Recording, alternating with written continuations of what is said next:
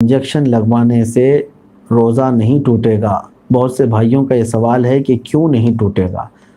میرے عزیزو، اس کے لیے قانون شریعت نے بنایا ہے کہ روزہ کن چیزوں سے ٹوٹتا ہے۔ ہر وہ چیز جو تمہارے کسی بھی حصے سے معدے کے اندر جائے، معدہ جس میں ہم کھانا پانی سب چیزیں داخل کرتے ہیں، اس کے اندر اگر کوئی چیز پہنچتی ہے تو روزہ ٹوٹ جائے گا۔ انجیکشن جو ہے ڈائریکٹ معدے میں نہیں جاتا، یہ نسوں میں جاتا ہے، تو جس کی وجہ سے روزے کے ٹوٹے۔ اگرچہ اس میں بعض ائمہ اکرام کا اختلاف ہے۔ حضرت غلام رسول سعیدی صاحب علیہ الرحمہ، ان کا قول تو یہ تھا، ابھی ماضی قریب کے ایک بڑے بزرگ ہیں، شارح صحیح مسلم ہیں، شارح بخاری ہیں، تو ان کا یہ قول تھا کہ وہ فرماتے کہ انجیکشن سے روزہ ٹوٹتا ہے، لیکن ہمارے اکثر علماء کرام مفتیان اعظام کا یہی متفقہ قول ہے کہ انجیکشن لگوانے سے روزہ نہیں ٹوٹتا۔ اب میں نے وہ بتایا ہے کہ منفذ یعنی وہ راستہ جو معدے تک لے جاتا ہے، معدے تک داخل ہونے تک کی کوئی چیز ہے تو اس سے روزہ ٹوٹ جاتا ہے۔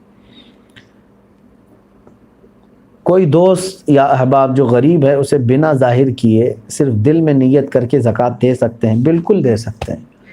سامنے والے کی آپ کیفیت کو جانتے ہیں کہ یہ غریب ہے، مستحق ہے، لیکن غیرت کی وجہ سے، حیا کی وجہ سے ہاتھ نہیں پھیلاتا، مانگتا نہیں ہے، تو آپ اسے عیدی کہہ کر کے بھی دے سکتے ہیں، نذرانہ کہہ کر کے بھی زکوٰۃ کا مال دے سکتے ہیں، کوئی حرج نہیں ہے، کیونکہ اس کو نیت کرنا ضروری نہیں، زکوٰۃ دینے والے کے لیے نیت ضروری ہے کہ تم جب دے رہے ہو تب زکوٰۃ کی نیت ہونی چاہیے۔ میرے پڑوسی کو سائنس کا مسئلہ ہے تو کیا وہ روزہ رکھ سکتے ہیں؟ سائنس جہاں تک میں جانتا ہوں یہ ناک کی بیماری کو کہہ رہے ہیں، یعنی یہی ہوگا میرے خیال سے، اسی کو کہہ رہے ہوں گے، سانس لینے میں تکلیف ہو رہی ہو، تو ایسی کوئی تو یہ روزے کے معنی چیز نہیں ہے، انہیں روزہ رکھنا چاہیے۔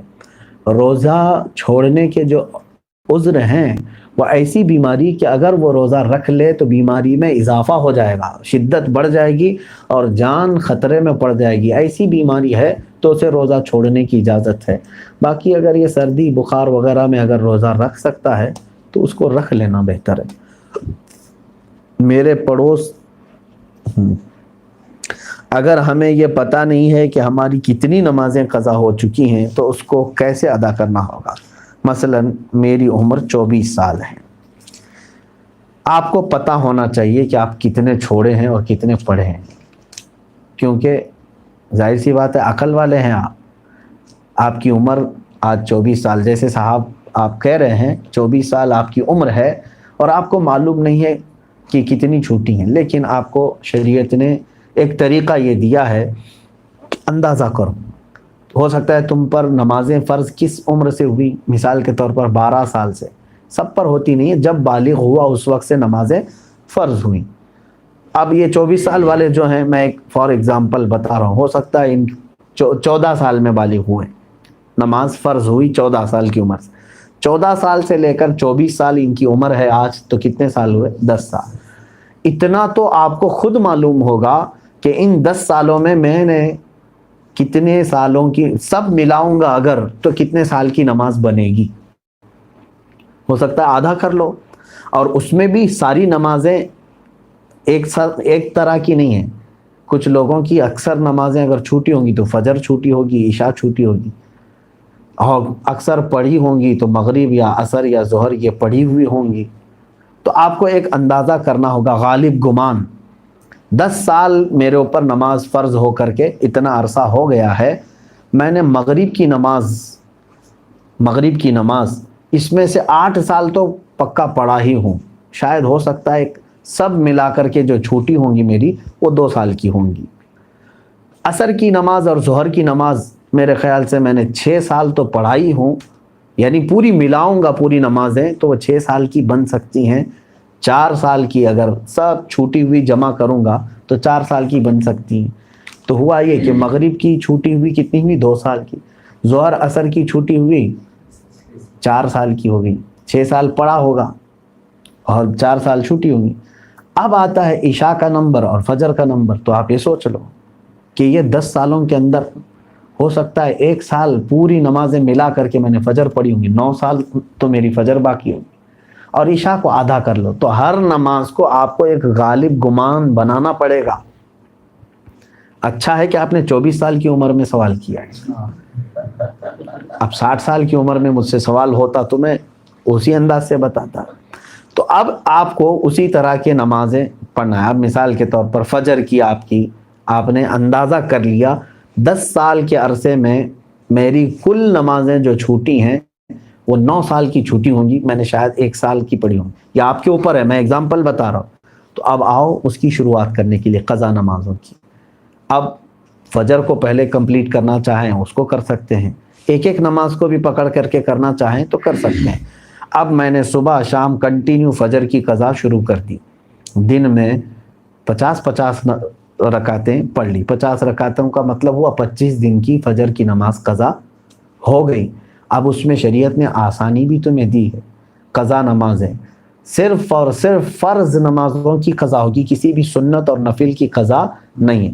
فجر کی 2 رکعت قضا، ظہر کی 4 رکعت قضا، عصر کی 4 رکعت قضا، مغرب کی 3 قضا، عشاء کی 4 فرض اور 3 وتر کی قضا، کل ملا کر کے کتنی ہوتی؟ 20 رکعت۔ 20 رکعتیں دن کی ہوتی ہیں، لیکن ابھی میں چل رہا ہوں فجر کی۔ اب ہو سکتا ہے آپ یہ سوال کریں گے کہ میں نیت کیسے کروں، کون سے دن کی، سنیچر کی، اتوار کی، پیر کی، منگل کی، کون سی؟ ظاہر سی بات ہے اب آپ کے پاس اندازہ ہی نہیں ہے کہ کون سے دن کی چھوٹی ہے۔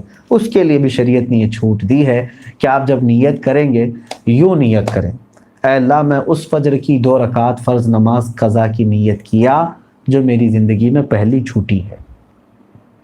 کیا نیت کریں گے آپ؟ میں نے اس فجر کی 2 رکعت فرض نماز قضا کی نیت کیا جو میری زندگی میں سب سے پہلے باقی ہے۔ ہر 2 رکعت پہ یہی کہنا ہے آپ کو، کیونکہ جب وہ ادا ہو جائے گی تو جو پہلے ہے وہ ہی آتی جائے گی۔ تو 9 سال کی قضا ہونے تک آپ کو یہی نیت کرنا ہے جو میری زندگی میں پہلی باقی ہے۔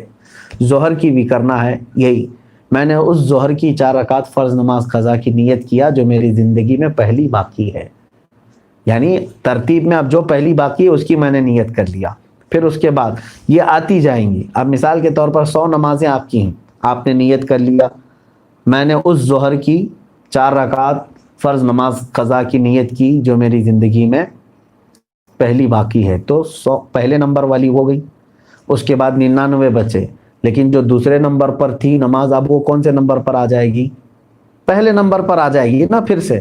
تو ہمیشہ یہی نیت کرتا جائے گا جب تک کہ وہ 100 پوری نہ ہو جائے۔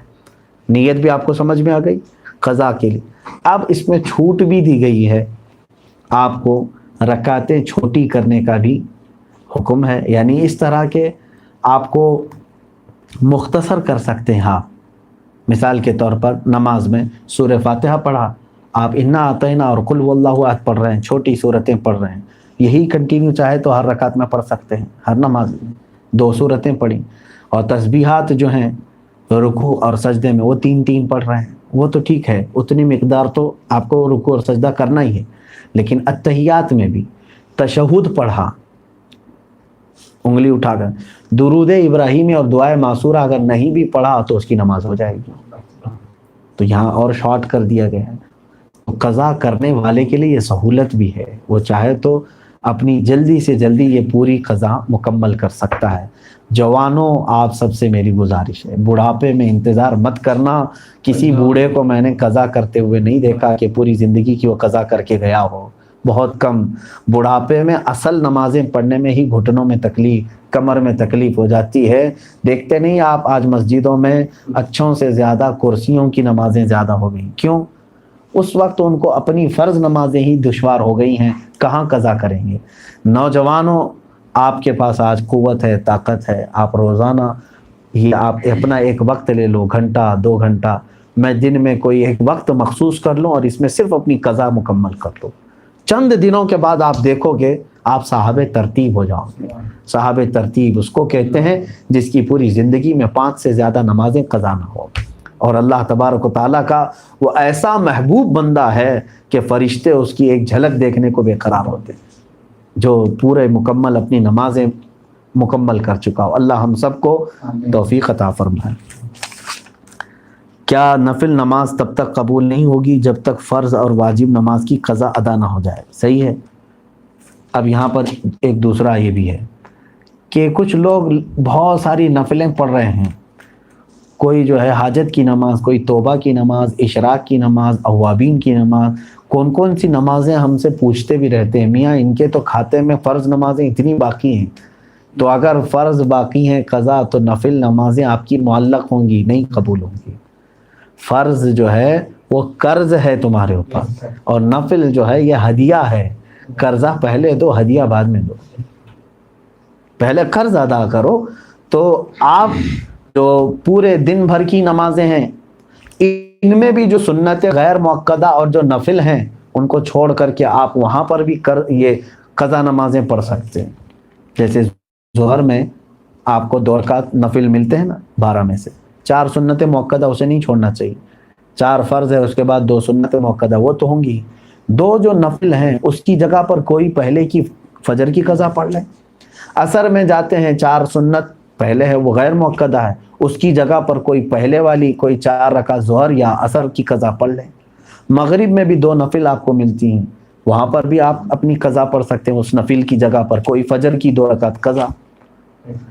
عشاء میں آپ کو جو ہے پہلے 4 رکعت سنت غیر مؤکدہ، اس کی جگہ کوئی نماز پہلے کی چھوٹی ہوئی عشاء کی نماز پڑھ لیں 4 رکعت، اور بعد میں جو ہے 2 نفل 4 نفل مل جاتی ہیں آپ کو عشاء کے فرض کے بعد، وہ 4 رکعت کی جگہ پہلے کی کوئی چھوٹی ہوئی وتر کی قضا پڑھ لیں۔ تو اس طرح سے آپ کی ادا نمازوں کے برابر ہی جو ہے نا پہلے کی قضا بھی برابر ہوتی چلی جائے گی۔ تو نفل اور غیر مؤکدہ کی جگہ پر یہ پڑھنا بہتر ہے۔ نماز میں عورت بال اوپر باندھ کر نماز ادا کر سکتی ہے؟ کنٹینیو میں 3 دن سے سوال دیکھ رہا ہوں، اس کو اوائڈ کر رہا تھا۔ میری بہنیں آپ کے بال ہیں تو کہیں پر بھی باندھیں آپ، بس یہ ہے کہ پردہ کرو۔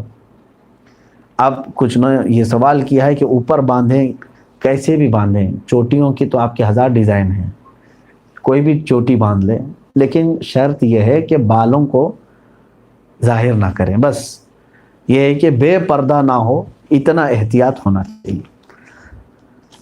تھوڑے دنوں پہلے یہ افواہ پھیلی تھی کہ چکن تناول نہیں کرنا چاہیے، یہ ایک میرے بیان کو میں نے تفسیر قرآن کے درمیان اس چیز کو عرض کیا تھا، یہ میرا نظریہ ہے میرے عزیزوں، میں نے کوئی حکم نہیں بیان کیا کہ حلال ہے یا حرام۔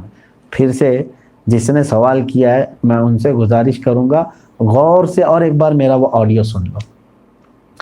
نقصانات اگر کوئی ڈاکٹر تمہیں بتا رہا ہے تو اس کا مطلب یہ نہیں کہ حرام ہے۔ تمہیں شوگر کی بیماری ہے، ڈاکٹر نے کہا گلاب جامن نہیں کھانا، تو کیا وہ حرام ہو گیا؟ تمہارے لیے اگر میٹھے کو اس نے منع کر دیا ہے تو اس لیے ہے کہ تمہارے لیے طبیعت میں نقصانات بڑھ سکتے ہیں۔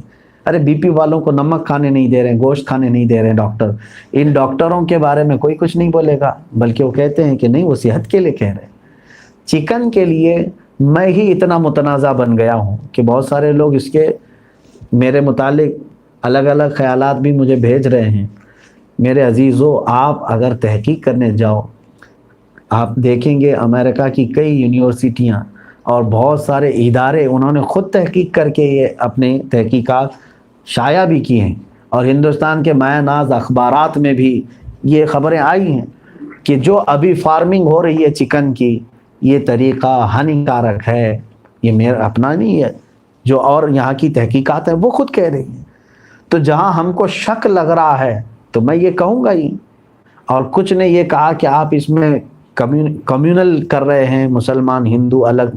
میں تو سب کو کہہ رہا ہوں، میں صرف مسلمانوں کے لیے نہیں، سارے لوگوں کے لیے کہہ رہا ہوں، جو تمہاری صحت کو برباد کرے، جو تمہیں یعنی دیسی مرغی کی طرح نہیں بلکہ فارم مرغی کی طرح بنانے کی کوشش کرے، اس سے اوائڈ کرو۔ یہ چیز میری طرف سے میں نے کہا تھا کہ اس کے نقصانات ہو رہے ہیں اس کی وجہ سے، ورنہ حرام نہیں ہے، ہم بھی کھا رہے ہیں آج بھی، جتنا ہو سکتا ہے بچنے کی کوشش کر لیتے ہیں، کم سے کم کرنے کی کوشش کرتے ہیں، ایسا نہیں ہے کہ یہ حرام ہے۔ اس طرح سے ہمارے علاقے میں جب ہبلی میں کافی سال پہلے میں نے تفسیر میں ایک حدیث پاک بیان کیا تھا کہ گائے کے گوشت کے متعلق حدیث پاک میں یہ بات آئی ہے، اس کے دودھ میں بیماری ہے. مفتی صاحب نے گائے کا گوشت کھانا حرام کر دیا تو قصائی لوگ آ گئے تھے ہمارے پاس. انہوں نے کہا تھا کیا آپ نے ایسا کہا ہے؟ غور سے سنیں, بات جتنی کہی جائے اتنے ہی کو آپ رکھیں, اس کو توڑ مروڑ کر یا مرچ مسالہ لگا کر لوگوں تک نہ پھیلائیں. اور کچھ یوٹیوب والے چینل چلانے والے, ان کو بھی میں دیکھ رہا ہوں, کچھ بیانات کو وہ ہمارے کراپ کر کے کٹ کر کے اور ایسی خطرناک ہیڈنگ ڈالتے ہیں کہ لوگ دیکھتے ہی سہم جائیں کیا یہ ایسی بات ہو سکتی ہے. جبکہ آپ آگے پیچھے کی بات سنیں گے آپ کو خود پتہ چلے گا کہ ہم کیا کہنا چاہ رہے ہیں. اس لیے یہ چکن والی جو ویڈیو ہے یا آڈیو ہے پھر سے آپ سنیں گے تو آپ کو تسلی ہو جائے گی. اگر امام وطر میں دعائے قنوت پڑھنا بھول گئے اور پیچھے سے کوئی مقتدی نے لقمہ دیا تو کیا کرے؟ لقمہ لے لے, واپس قیام میں لوٹ گئے تو کیا حکم ہوگا؟ دونوں چیزیں دیکھیں. وطر میں قنوت پڑھنا واجب ہے. تیسری رکعت میں امام کو ہاتھ پھر سے دوبارہ تکبیر باندھ کر کے قنوت پڑھنا واجب ہے. لیکن امام بھول گیا اور رکوع میں چلا گیا تو اب امام کے لیے حکم یہ ہے کہ اب وہ رکوع کر لے, نہ پلٹے, اب واپس نہ آئے, اب وہ اپنی نماز پوری کر لے. لیکن اتحیات میں تشہد کے بعد سلام پھیر کر کے 2 سجدے کرے گا, سہو کے نماز اس کی ہو جائے گی. لیکن جو لقمہ دیا, اب اس کے لیے مسئلہ ہے کہ اگر امام نے لقمہ لے لیا, پیچھے مقتدی نے لقمہ دے دیا اور امام پلٹ کر کے آیا, پھر قنوت پڑھ کر کے پھر گیا, تو پھر بھی اس کے لیے سجدہ سہو واجب ہے, نماز ہو جائے گی, مقتدی کی بھی ہو جائے گی, امام کی بھی ہو جائے گی. لیکن پیچھے مقتدی نے لقمہ دیا اور امام نے لقمہ نہیں لیا, وہ رکوع میں ہی رہ گیا. پھر بعد میں تنگ آ کر کے مقتدی بھی رکوع میں چلے گئے کہ امام صاحب لے نہیں رہے لقمہ, اور اپنی نماز سب نے کمپلیٹ کی. تو جس نے لقمہ دیا تھا اس کی نماز باطل ہو گئی, انہیں اپنی نماز پھر سے دہرانا پڑے گی. امام نے اگر لقمہ اس کا نہیں لیا تو, اور اگر لے لیا تو سجدہ سہو کر لے امام, باقی سب کی نماز ہو جائے گی. مسئلہ یہ. یاجوج ماجوج کون ہے؟ ایک لمبا بیان ہے. قیامت کے قریب ایک فوج ہوگی, یہ 2 لوگ نہیں ہیں, ایک بہت بڑی فوج ہوگی, اتنی کہ انسانوں سے بھی زیادہ ہوں گے. یہ ہر چیز کو چکھ جائیں گے, کھا جائیں گے, لوگوں پر ظلم کریں گے, کھیتی باڑی ساری چیزیں ختم کر دیں گے. یہ قیامت کے قریب ظاہر ہوں گے. اس کے متعلق بھی میں نے کافی ان کے متعلق بیان کیا ہوں گے, آپ بیانات چیک کر سکتے ہیں. کیا عورتیں مسواک کر سکتی ہیں؟ ہاں کر سکتی ہیں. یہ شفا کے طور پر اپنے دانتوں کو استعمال, دانت ان کے اندر بھی تو ہوتے ہیں, عورتوں کے پاس بھی دانت ہوتے ہیں, تو ہاں دانتوں کو صحیح کرنے کے لیے مسواک حضور صلی اللہ علیہ وسلم نے فرمایا ہے, اور اس میں موت کے علاوہ ہر بیماری کا علاج ہے. تو پھر عورتیں بھی کیوں نہ بچیں ہر بیماری سے. اللہ سب کو شفا عطا فرمائے.